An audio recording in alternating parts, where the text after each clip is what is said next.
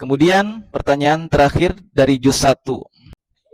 Ya bani Israil اذكروا نعمتي التي أنعمت عليكم وأني فضلتكم على العالمين. يا بني إسرائيل اذكروا نعمتي التي أنعمت عليكم وأني فضلتكم على العالمين. واتقوا يوما لا تجزي نفس عن نفس شيئا ولا يقبل منها شفاعة